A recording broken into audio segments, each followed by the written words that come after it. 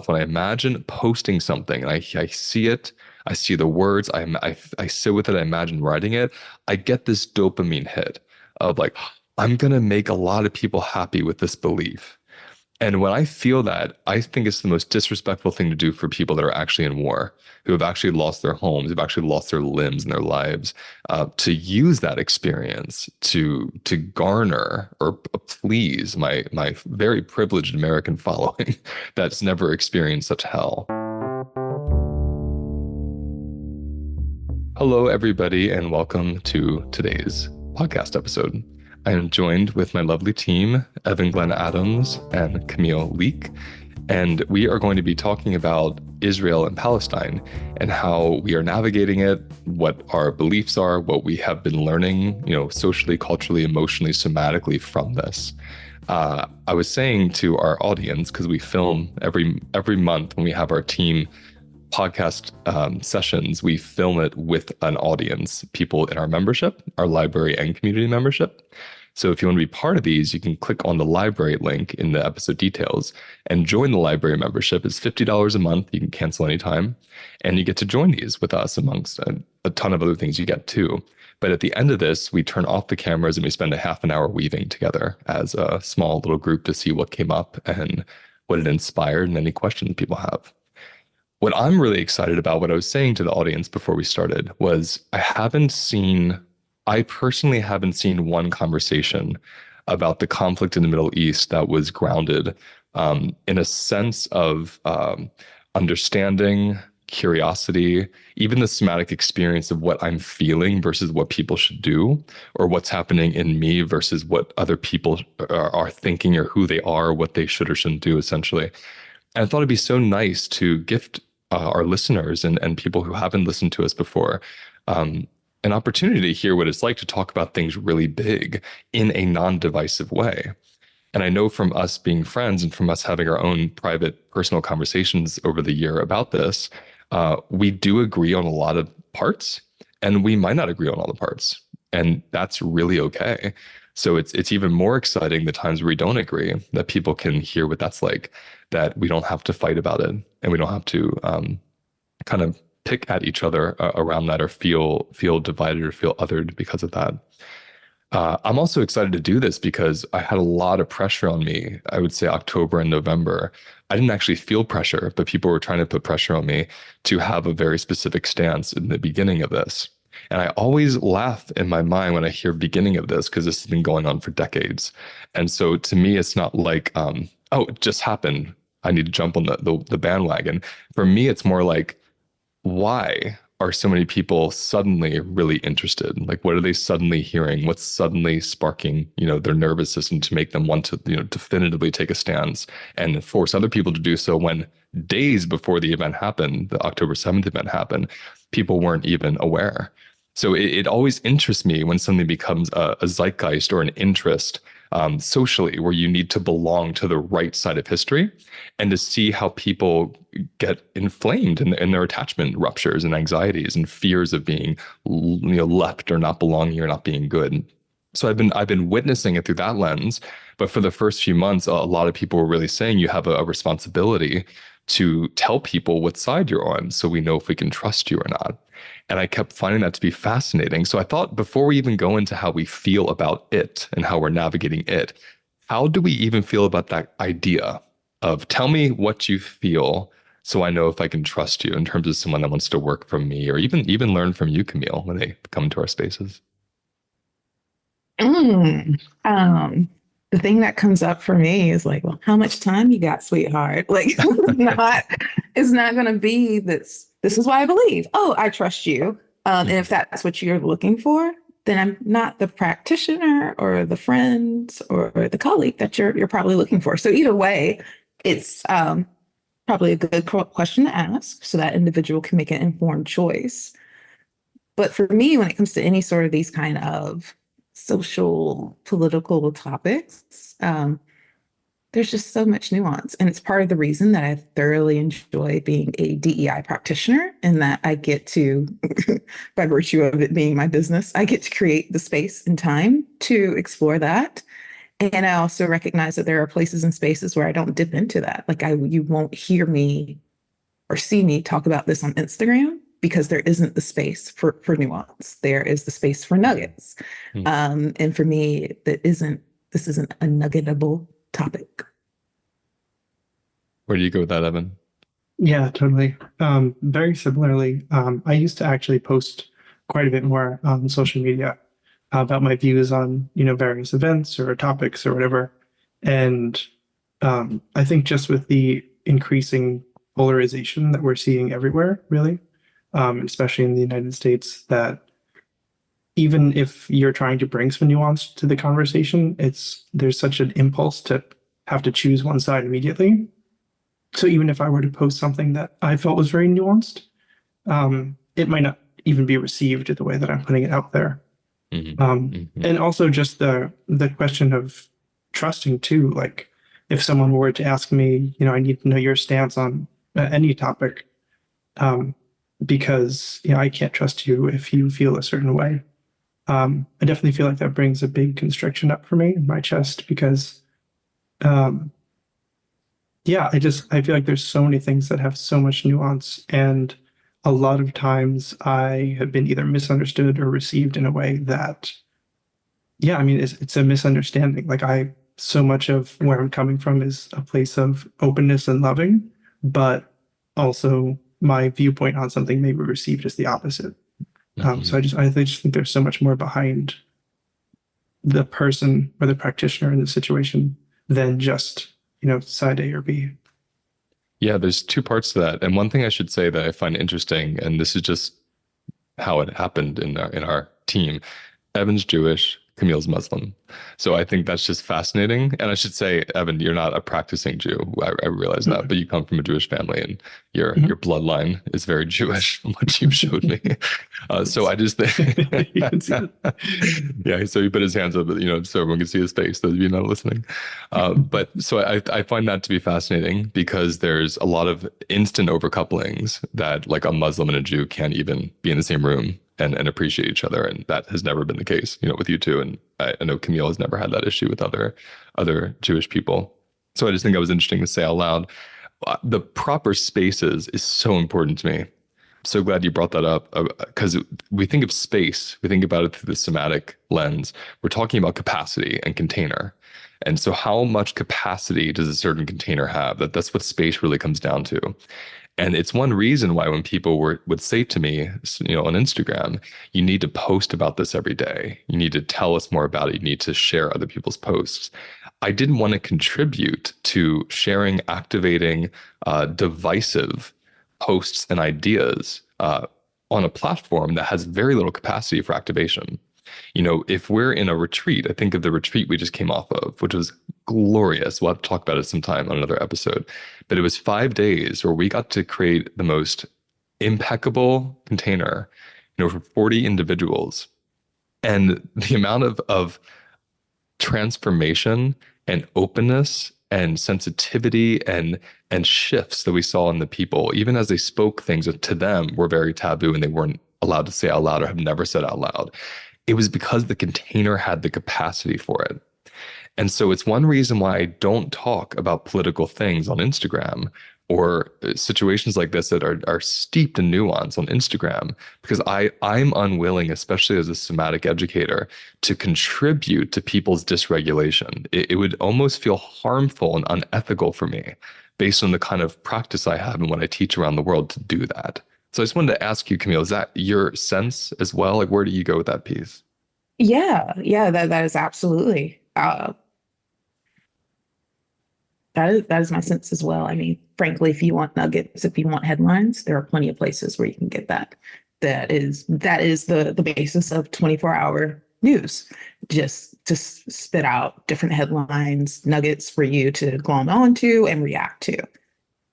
By all means, go there for that. That is not the place I dabble in. And then, frankly, it's not the place I have the desire to dabble in. Because like you said, I do find that work is activating. And I want to say that I don't think the activation is bad, because I love how you said at the beginning of this space that disagreement is where the excitement is, because that's also a form of activation.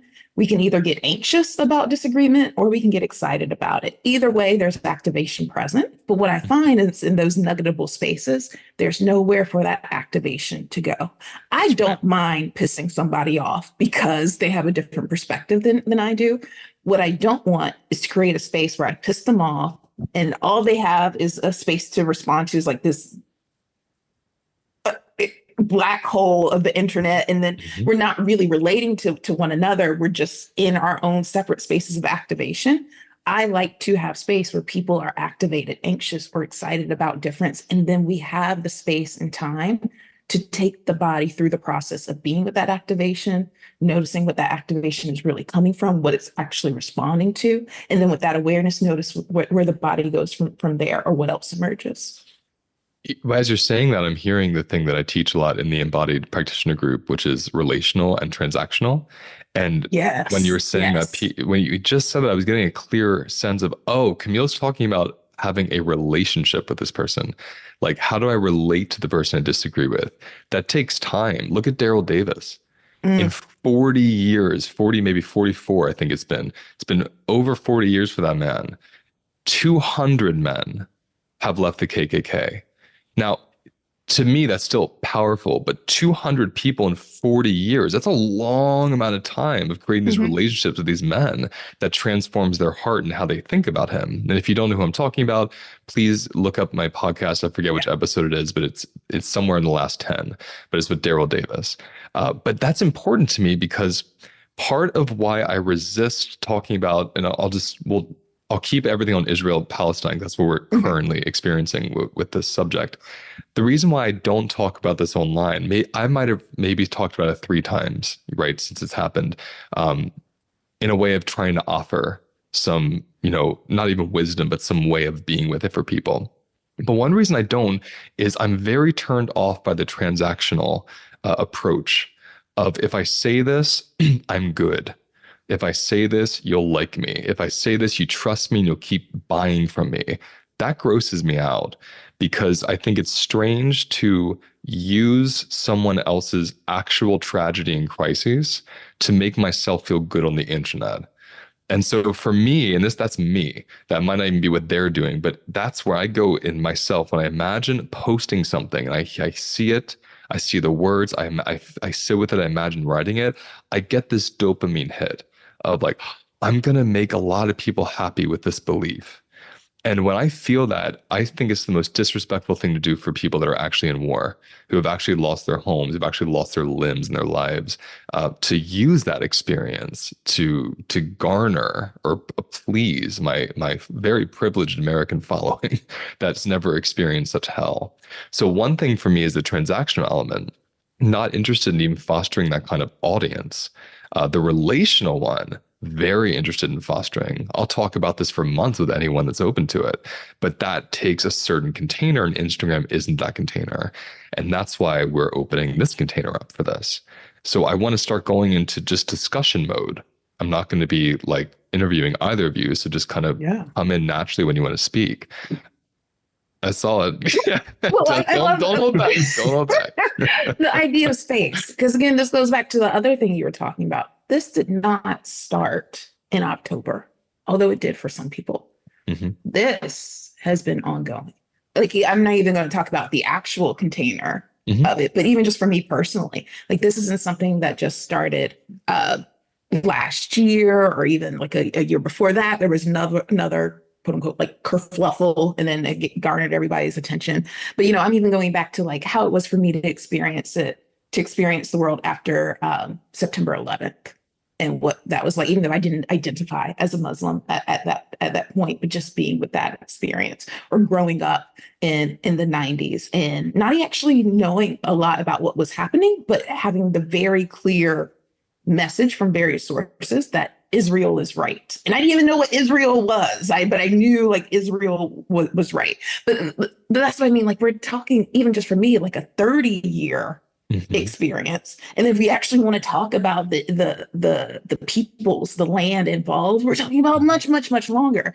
But Hundreds of years, thousands. if we don't allow for that actual space, for that actual container, what I experience, and I hear this as you're describing that, is this reflexive trauma response. It's like, oh, I gotta put this up so that I'm right, or I'm on the right side of history, or they gotta know that they're wrong, or if they're not posting it up, they're wrong. Which for me fundamentally comes back to performative allyship, and this is going to be the social justice cause du jour. And then 2 weeks from now, 2 months from now, 3 months from now, it's going to be another thing. And for me, that is not allyship. That is not advocacy. That is not relational. That is trendy at best. And at worst, is a trauma response that we aren't consciously aware of. Well, that's where this is where the nuance starts to come in about the actual topics. Because one thing I hear, I've been listening. I have in my practice, as you all know, of listening to all different sides of media and people. So I listen to right-wing media about this. I listen to left-wing media about this. I listen to Israeli media about this. I listen to Palestinians about this. Like, I'm listening to everyone that I can, listen to, because I have no personal link to these lands. I have 4% Arab blood, so maybe there's a little dot there, but I didn't grow up with that identity. I don't have this piece like a lot of my friends. A lot of my friends are Jewish. I don't have this piece where through my whole life, I have like a heart connection to Israel, like I have to Puerto Rico, let's say. So I don't have the emotional attachment, which is kind of, I think, helpful for me if I get to pull back and listen to everybody. And what always interests me in any conflict or pain or violation or whatever we want to call war, whatever we want to call it, is, and this is where Bill Riddick comes into my mind. Everything's sacred for everyone. Everyone's belief is sacred to them. If I can start a conversation around Israel-Palestine from that place, to me, it's a lost cause for me. I'm not interested in having a conversation with anybody who is completely convinced they know exactly what should happen. I'm interested in listening to them, but to have an actual conversation, I only want to do that with someone that's able to say, what the Israelis feel is sacred for them. What the Palestinians feel is sacred for them. And from there, so much nuance and wisdom starts flooding in for me. And so the first one that I was sitting with was this constant question a lot of people were asking, does Israel have a right to defend itself, right, against the attack from Hamas? And as I was sitting, as I was listening, as I was feeling it, I was thinking of it in like a microcosm. Like, if I was at a lunch table and someone threw an apple at my face, do I have the right to defend myself? Most people be like, of course. Or some people be like, well, run away. There's always different things you could do. And so I got to this place from listening to so many different people, like, of course, a country or an individual has a right to defend themselves. How do they do it? And so I thought it'd be fun to kind of play with that piece around, yes, you have a right to defend yourself. If you agree with that, you too can disagree with that if you want. And then if you do agree they have a right to defend themselves, you're allowed to disagree or posture on how to do so. Where do you go with that part, that piece of nuance first? And I just realized I'm interviewing you, as I said I wasn't going to, but no. Anyway.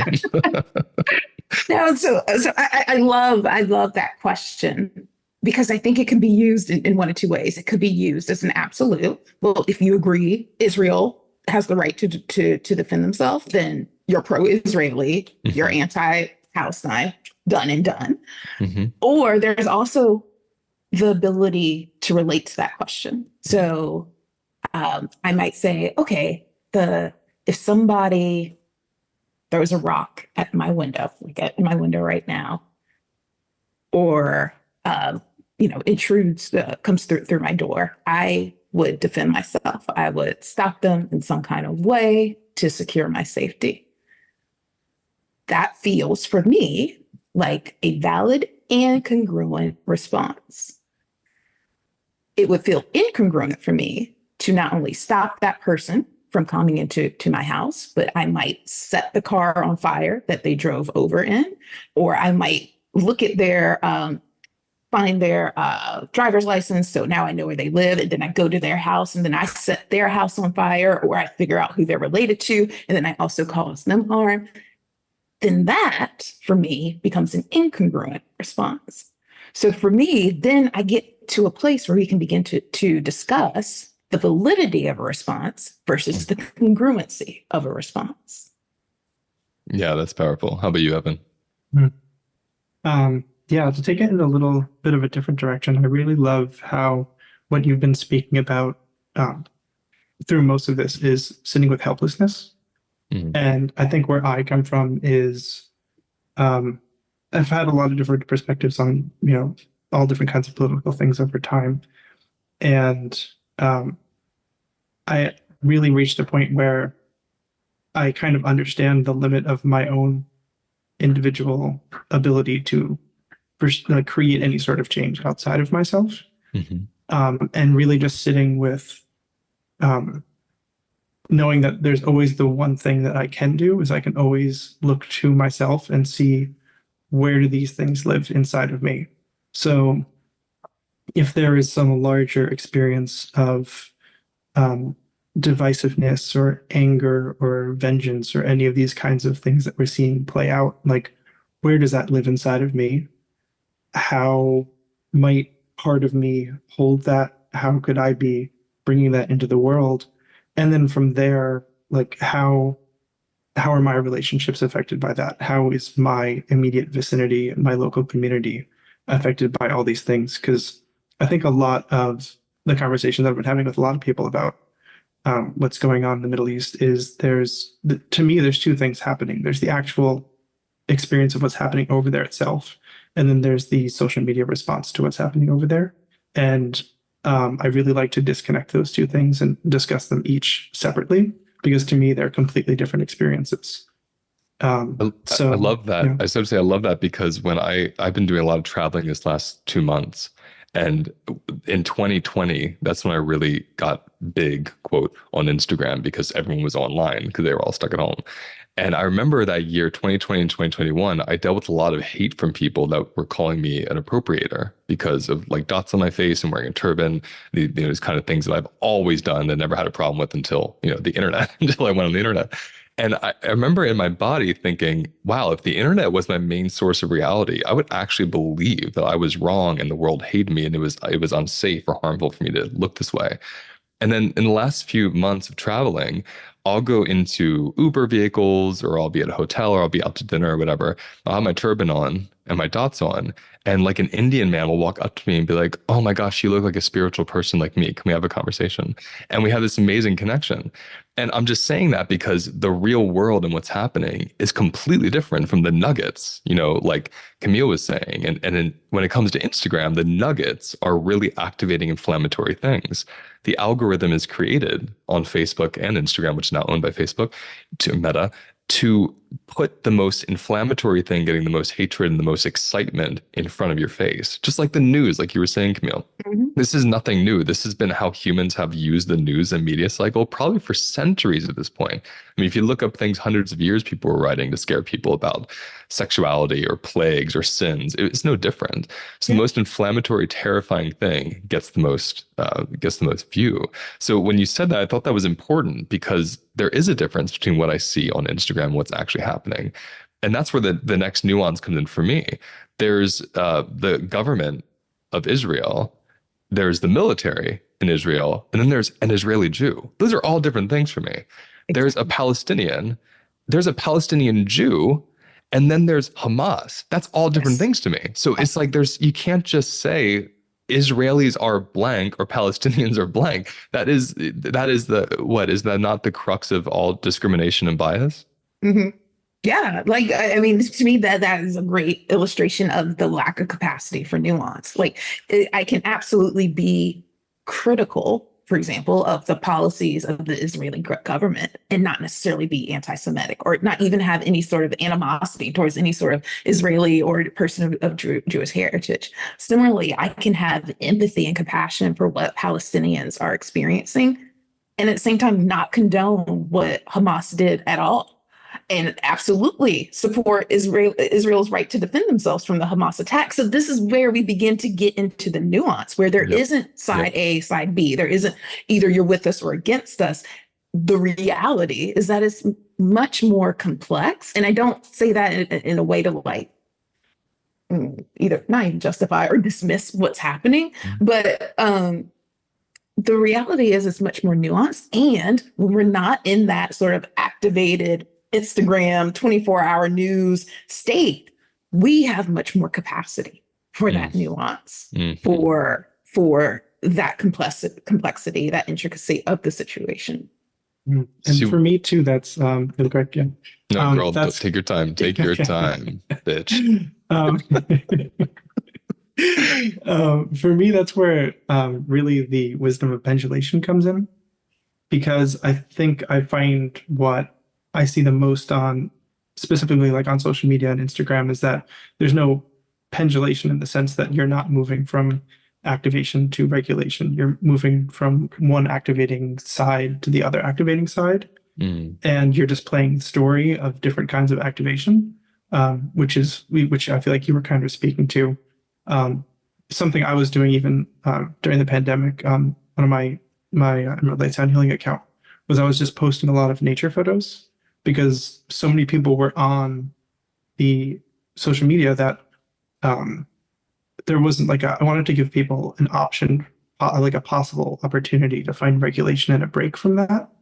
And I think personally, having a practice of like taking a break from social media and doing the pendulation work within myself, like thinking about the experience that people might be having either in Israel or Palestine, noticing how that feels in my body, and kind of sitting with and holding the grief and everything else that comes with that, anger, whatever else comes up, and then pendulating back to my current reality and like looking outside and seeing the wind blowing through the trees. So just how important pendulation is and how it feels like it's just not really an option on social media. I just wanted to invite everyone to notice their bodies right now, because as you were saying that, my heart was just opening and getting really soft. And I don't know if everyone will have that experience, but you said it with your sweet voice in that one sentence about like pendulating between what is it like for an Israeli, what is it like for a Palestinian. To me, that lights me up. It's the most humanizing approach to such a painful experience, right? Well, how is it? How is it for them? And that's I'm so glad you brought in pendulation. I think we could riff on pendulation for the next 10 hours about this, because that's the exact practice I've been doing since October, since all this started becoming very mainstream, is going back and forth between, oh, what's a Palestinian experiencing? Empathizing with that, feeling the helplessness about that when I see an image or hear someone's pain, and then going over, what's the Israeli experiencing? Getting curious, feeling empathy. And then as I'm swinging, and where am I? Because when I think about people saying to me, Luis, you need to tell us, are you pro-Palestine? Are you pro-Israel? I will, on the record right now, I am neither. I'm pro-human. That's where I go. I'm pro-human. I care about the humans. I care about the young boys that are radicalized and go into Hamas and lose their lives. I care about them as equally as I care about the poor 18-year-old girls that lost their lives going to a festival in Israel. They're both human. So if I'm going to lose their humanity because I need to decide which side I'm on, that doesn't work for me. And I'm not saying that anyone that chooses a side is dehumanizing the other. Some people have that a great ability to say, I'm pro-Palestinian and I'm still humanizing Israelis. I don't have that ability. Like, I think I truly am a basic bitch when it comes to this, because it's like I've tried for a long time to take stances and sides, but I can't do it. It just doesn't work. Hey, my friends. I created a space that is affordable, accessible, and anyone is allowed to join anytime, and it's called the Library Membership. The Library Membership is an online private platform that hosts dozens of my webinars, my somatic practices, private mini lectures, and movement practices. There's also a monthly sound healing, and you'll be invited to a weekly Tuesday live mini practice with me and other participants. You'll also be invited to be a live audience member in our monthly HLN team podcast recordings, where you'll take place in the Q&A that happens off air after the episode is filmed. For more information on this membership, click on the link below, or go to holisticlifenavigation.com and click on membership and then library. You can join right now, and you can cancel or pause your subscription at any time. I look forward to seeing you in there. So I'm curious where you two go with that. So many places. Let me see. What's emerging for me right now is, I guess for context, I'll share. I guess to describe, I really haven't put it into words like these, so I'll probably fumble around a little bit. That I would say that I am pro-Palestine, and I'm anti-Hamas, if that makes, yeah, like I'm trying to play with the wording of it, or I'm pro-Palestine as well as pro-Israel's right to defend themselves in a congruent manner. So yeah, we're even still getting into the nuance of it. So We're much just sort of nuance like there. this longer title instead of just pro-Israel, pro-Palestine, or anti either or. Well, let me reflect that back to you. Mhm. Pro-Palestine, pro-Israel's right to defense against Hamas, anti-Hamas. That's Mhm. interesting. I just want to say that so we can hear that, because I've never heard anyone say that publicly. Yeah.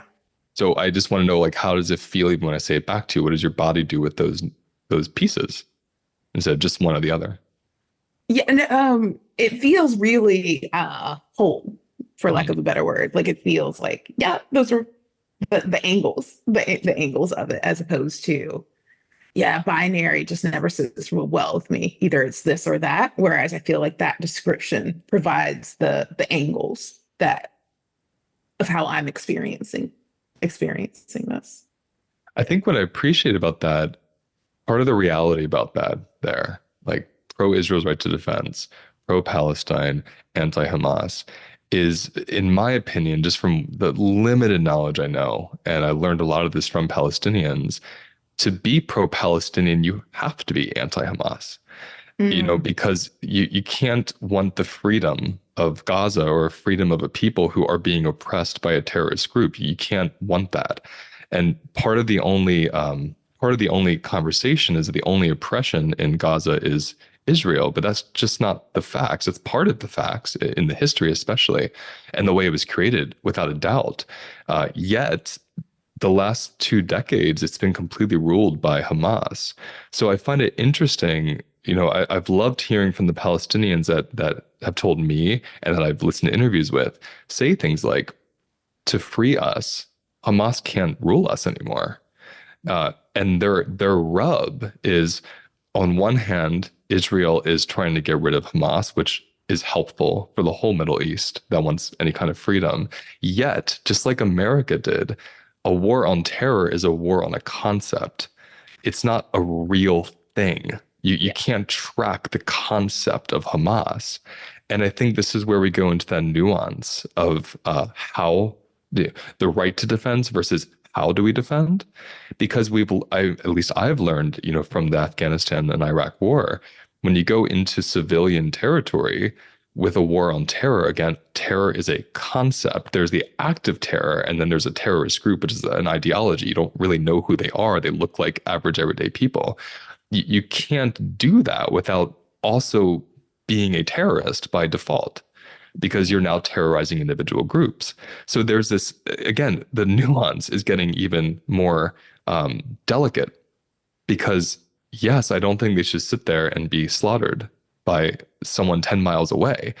We in America have never experienced in our lifetime, a huge population of people just 10 miles away from our home throwing missiles at us all year long for decades. We've never experienced that.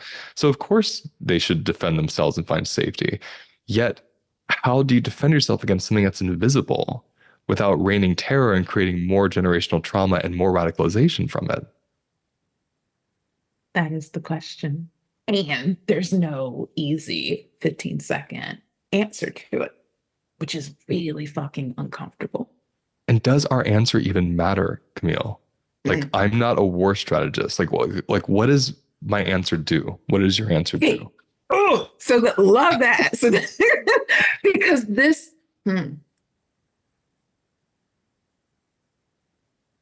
if you are able to have a conversation about Palestine and Israel, or I'll even take it a little bit broader. If you are able to have a conversation about trauma or conflict in general, and this takes us back to what Evan was saying about pendulation, you are in fact safe. And so it's always important for me to bring myself back to that and anyone I'm working with. That in this moment, because we have the luxury, the privilege of the space to discuss this, we are in fact safe. And frankly, how we leave this conversation is a non-fucking factor. So we don't have to, what happens here, for example, in this podcast is not going to affect the world. It is not going to determine what does or doesn't happen in Palestine and Israel. So let's attune to that, because that gives us the space to play. I feel like we oftentimes put this pressure on ourselves. And this takes me back to my big concept of understanding the difference between a conversation and a debate. We say we want to have conversations, but we really want to have debates. Debates are arguments we enter into with the intent of winning, of someone being declared right or someone being declared the winner, and there's some form of consensus. A conversation is simply an exchange of ideas and perspectives, and nothing may change, or no one may be declared the winner or right, or there may be no consensus. And I find we have very, very, very little capacity for that. Because then what's the point? Why are we talking if not to come to an answer or a conclusion? You're speaking directly to what Evan said about helplessness. Because when you said what matters here doesn't fucking matter. What's said here doesn't matter. It's a non-fucking factor. Non-fucking factor. There we go. I can hear the cries of activists Yes. listening to you saying that. And I've been one of them, so maybe I'm hearing my own historic cries. Because again, what I love about being a therapist is I get to go into kind of the backstage of people's lives. And from my own experiences as an activist and working with a lot of activists, what fuels the activism for a lot of them is trying to save themselves from the pain of helplessness that they don't know how to witness. When it's outside of you, like Evan said something earlier, noticing his limits of what he can change outside of himself. There are limits of what we can change outside of us. It's a story that I don't think people like to be with. Because we like the story of like, you can change the world and this big, like, I am mighty, I'm going to change you, I'm going to force. But to change the world, you have to oppress people. You can't just force change in this really open, liberated way. There's nothing liberal, right, about forcing someone to change. So I'm saying all this because, actually, I'm going to pause. Where do you go with that before I say anything else? Oh, I was like, am I going to take over this podcast? I know. I feel like I'm talking so much. I can jump in. Go for it, Evan. Sure. I mean, I think for a lot of what I kind of like you were just saying, a lot of what I think about is not. I'm super interested in how people make up society and how the society then creates structure around that. So I'm very interested, instead of imagining how do we work top down, how do we make a government change, how do we make any large centralized group, terrorist organization, whatever it is. I'm so much more interested in what's happening with people, what's happening inside people, what's happening in family systems that then creates the situation that allows for these larger structures to form. Yeah. And I've taken, right, I used to be much more active in spaces where I would be trying to convince, I'd be with a lot of other people and we'd be trying to convince like a government that I won't get too much into it. I wore my cute shirt, so in case. She wore her cute shirt, so no one cancels her. That's why she's wearing this cute shirt. Let's be for real. Yeah. So when everyone found out that I'm an anarchist, no one gets too mad. But I'm so much more interested in how people organize and relate with each other on small scales, and then how that affects the larger world and the larger community, and like what is possible. Like, what can we do in just our community with our neighbors? How can we learn to relate with each other, to relate with ourselves, so that we can start to create a world where these things are no longer possible? because I feel like what's happened is there's just such a habitual, there's so much centralization that these kind of patterns keep happening. And I feel like there can't be a terrorist organization without a government and vice versa. I mean, whether or not people agree, that's, you know. No, I think you're But spot on. Oh, no, sorry. My apologies. Go ahead. no, I was just going to reiterate that, you know, I'm very interested in like the small scale and how that reflects in the bigger world rather than vice versa. I am too, because even when you say that, I get the visual in nature of roots. You know, like, am I looking at the forest? Like, how do I deal with the rainforest versus like, how do I plant a seed in my backyard? Mhm. It's such a different way it's a slower way. So this goes Mhm. back to Camille's relational model of it takes time. And especially, like you said, Camille, um, I'm not debating, I'm having a conversation. So what does it look like to not get an answer? What does it look like to not get to a resolve? What if it's just a very, we talk about how much we love biodiversity. This is biodiversity. Yeah. It's a lot, many things unfolding, unfurling, kind of composting together. It's all the elements coming together and learning how to live with each other. That's what biodiversity is. And it creates some of the most, biodiverse garden or farm creates some of the richest nutrient dense vegetables on the planet because there's so much opposing, conflicting material that has to learn how to survive with the other. So it's just when I look to nature as the teacher, it's what you're both saying comes in as not just valid, but as a sense of reality and simplicity and logic, even, as it's bound to the laws of nature. And so when I think, I've said this before, like I think the greatest systemic oppression and systemic injustice in America today is the overcouplings left over from the past. It's, there isn't an actual legal law that says, for instance, police officers are allowed to be racist. But there is reverberation from the past overcouplings of racism that still live in the bodies of present day officers. That's just one example. Not fully, because to humanize them, there's a ton, probably better officers that would never be racist. But the small amount that are create serious problems and havoc. So I'm just saying when you talk about systems, and when people talk about systems, they want to kind of cut down the system that exists. There's also the way of like out creating. Like, how do we create a new system by uncoupling from the one that already exists and planting the roots to something new? So when I'm saying all this because when people are listening and they're hearing you two and they're hearing me talk about our inner landscapes and pendulation and what we're saying being a non-fucking factor to an actual ceasefire, right? It's what we're really directing to, or I'll speak for myself, what I'm getting from this is real change happens in my world when I investigate how this stuff sits in me.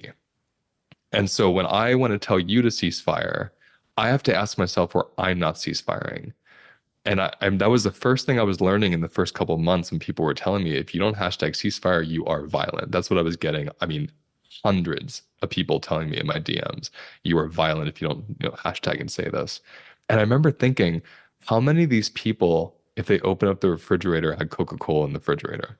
It's one of the most violent corporations for people of color in the global South because they rip people's waters out from under them. They take all the water to make these sodas for the world. And then they put high fructose corn syrup in it, which destroys people's livers and pancreases. So it's interesting what level we're unwilling to see, well, how am I contributing to something that could change in a heartbeat in my life? Not to throw shade at any of you that enjoy Coca-Cola, by the way. That's fine. Do it. But I'm not telling you not to do something.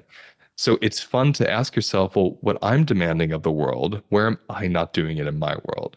So I just want to pause there and see where that comes from either of you.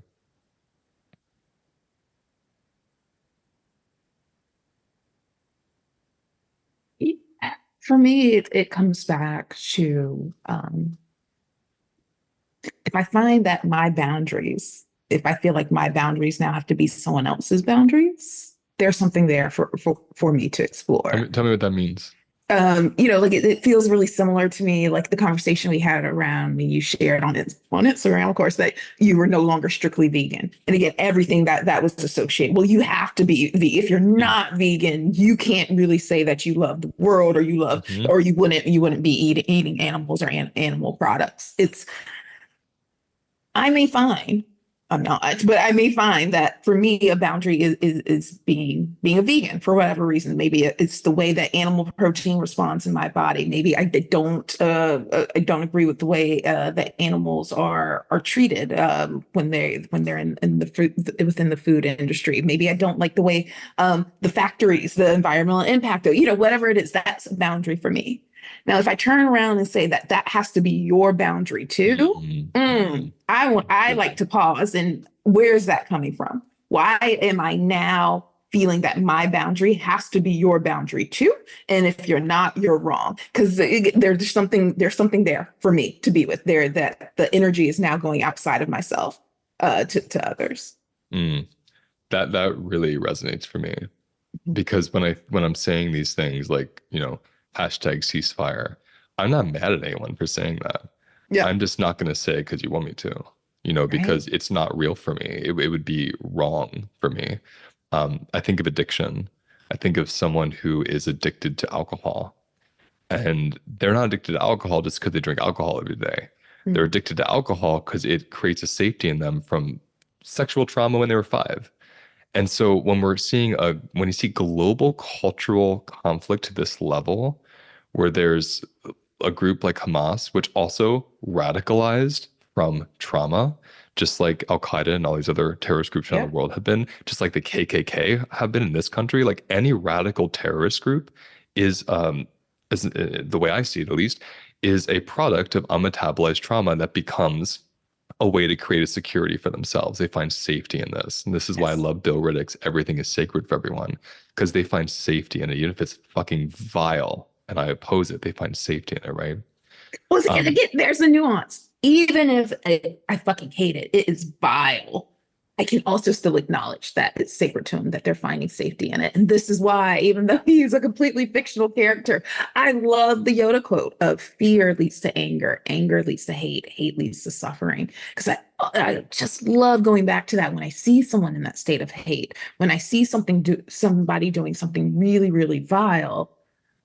I'd like to remember that the real motivation behind that is some form of fear, a fear that they may not even be able to touch because it feels too vulnerable and they may not even be aware of.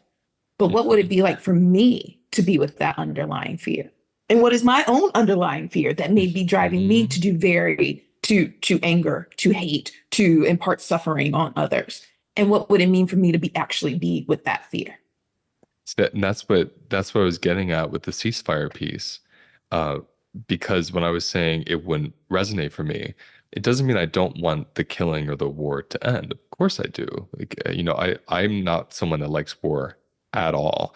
If someone asked me what I would do if another country came and terrorized, I would do a flight response. That's my way. I would run and hide in the mountains. This is what my ancestors did to escape the Spaniards. I run into the mountains, and that feels right in my being, right? But I'm just saying it doesn't resonate for me because it's like, who am I telling the ceasefire? To me, ceasefire is a flag to tell people what side you're on. And someone had come up to me in the streets, screaming in my face, holding a ceasefire sign, screaming, "Do you agree? Do you agree?" And I thought it was fascinating that they were using those words. And I thought it was fascinating because it was so honest. It wasn't like they wanted me to tell Israel to ceasefire. They wanted to know, do I agree that they should? And it kind of gave, again, more nuance and put into perspective for me. This idea that I'm a bad person or I'm violent because I want hashtag ceasefire. Yet what I was saying about the alcoholic or someone addicted to something is it is so in the bones of the collective bodies of Jewish people. Just not even a century ago, they were nearly exterminated. So I understand the incongruent response. And I don't mean to go in and try to protect themselves against another Hamas killing. I mean the incongruent response of just all the civilian death and the way it's being done. I don't agree with it, but I understand it. Just like with Hamas, just like with 9/11, I remember being in 9th grade and seeing that happen and think, I understand that if I was born at age 4 and I was radicalized from age 4, by the time I was 18, I'd be okay to drive planes into buildings. I would think that that's what my God wanted me to do. So to me, there's such a level of understanding of why people are doing what they're doing, even though I don't agree with it. that it just doesn't feel right to go in and tell them what they should do or what I think they should do. And that's why I've been silent with that. And I just wonder how that lands for you two with your own public silence, because you're certainly not silent when you're talking to people or you're in these containers, but like Yeah. publicly on, let's say on Instagram. Let's just talk about Instagram. Like what's informing your silence?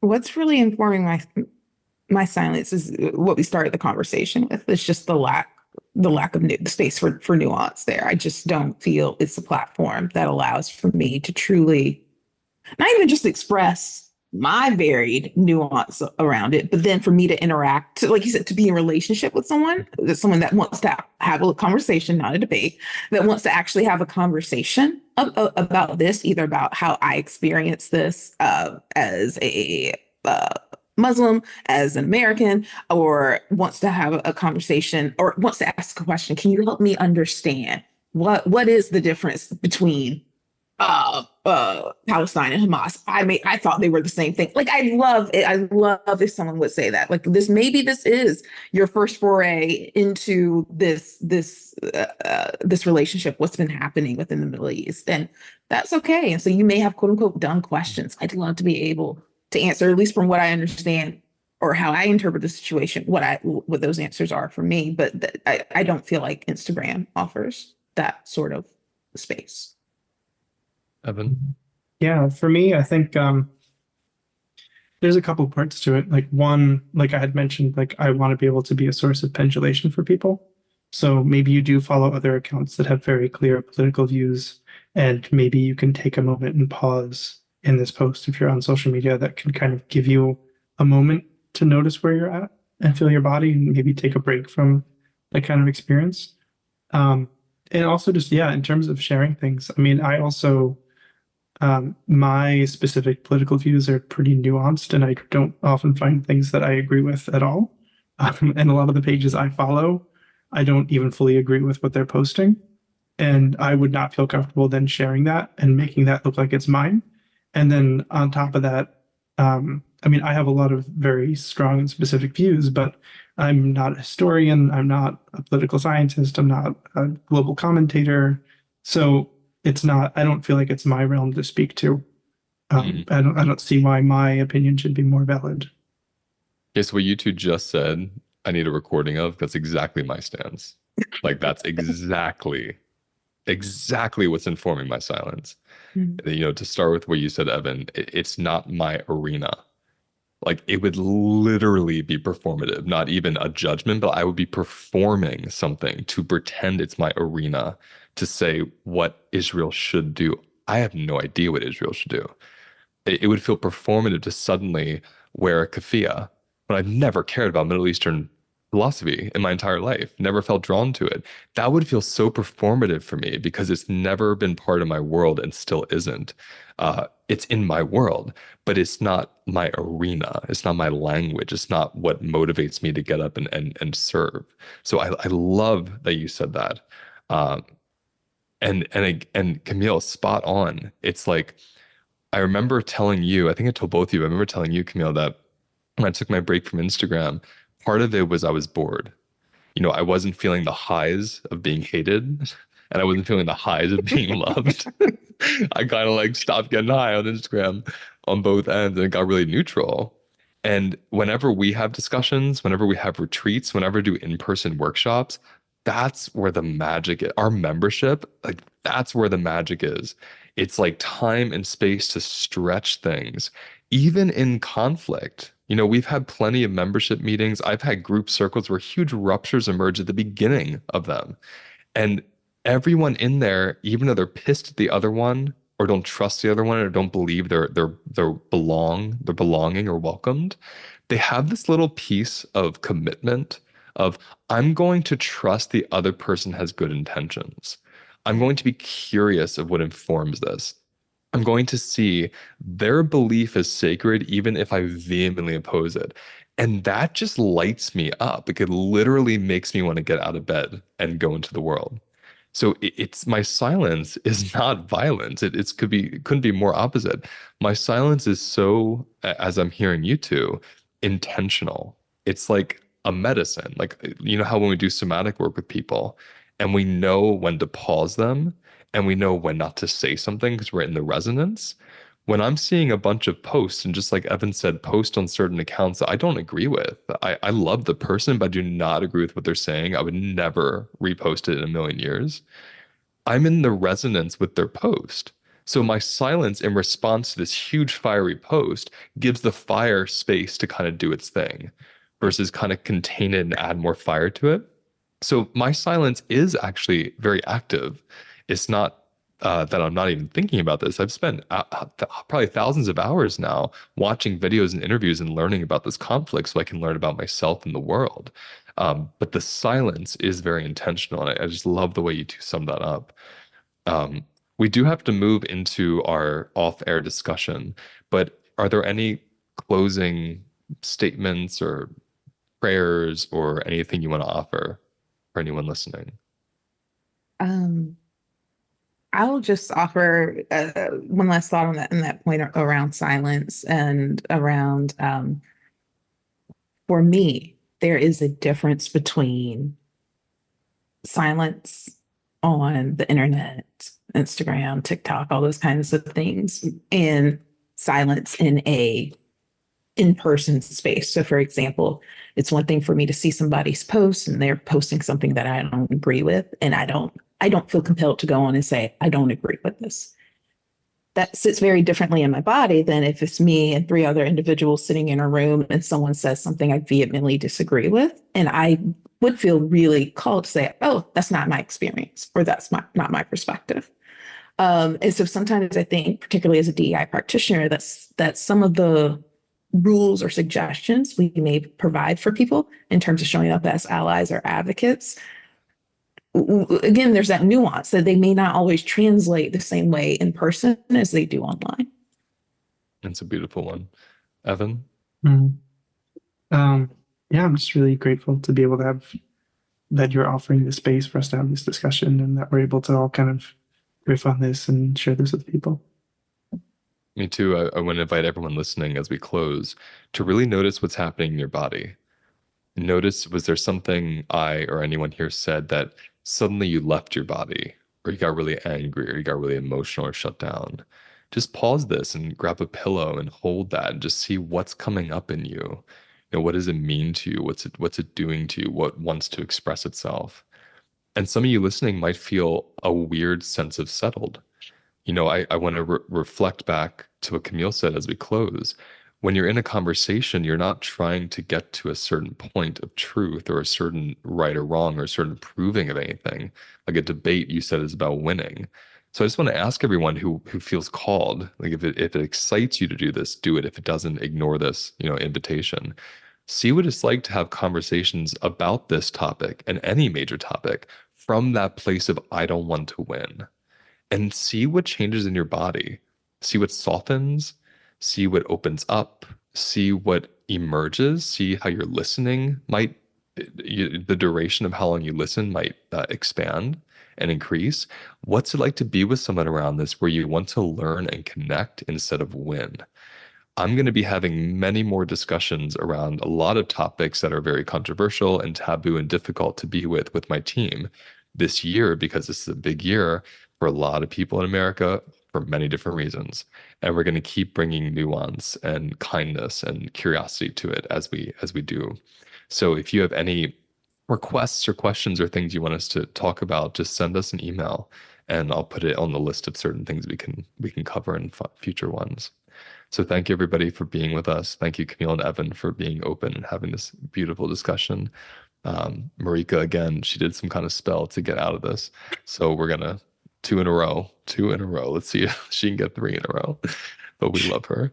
So now we're going to stop and we're going to hang out with our audience off air.